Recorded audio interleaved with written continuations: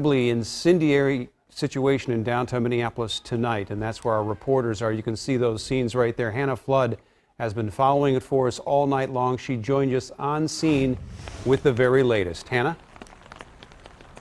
Hey, Randy. Well, we were going to go live at the corner of Chicago and 38th where this incident happened last night, where protests started today. But just about an hour ago, we had reports of a shooting in that area. Minneapolis police can confirm for us that there was a shooting at that corner. One person inside a building there was shot.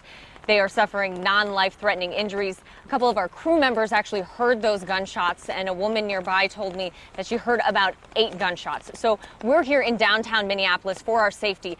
But I want to show you what that scene looked like earlier today as those protests started at that intersection.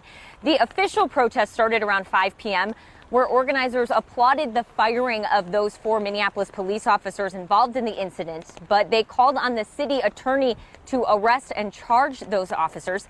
As the protest grew, it moved down to the Minneapolis Police Third Precinct about 2 miles away, and that's where things started to get more violent. That's where we saw people throwing rocks at police cars, at the precinct building, people spray painting police cars. That's also when the rain really started coming down, and we saw a lot of people leaving. Before all of that escalation, though, we did talk to protesters about why they came to South Minneapolis to demonstrate. They should have never used the force like they did.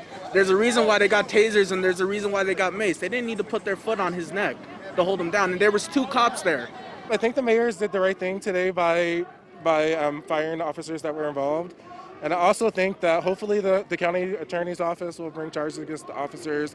Just tired of this keep happening and the police getting away with it, nothing's happening.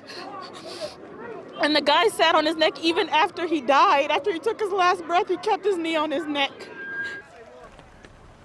Obviously today, a lot of emotions running high. I do want to point out, though, this protest was mostly peaceful. It really wasn't until about the last hour and a half that we saw any of that violence, any of that escalation.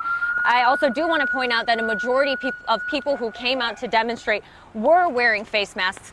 Of course, this rain is having a big impact on demonstrations tonight. You just saw another Minneapolis police officer drive past us here. So obviously things still developing this evening. People that I talked to protesting today told me that they will not stay silent. They will have their voices heard. And again, they're calling on the county attorney here to charge those officers with murder. Live in Minneapolis, Hannah Flood, Fox 9.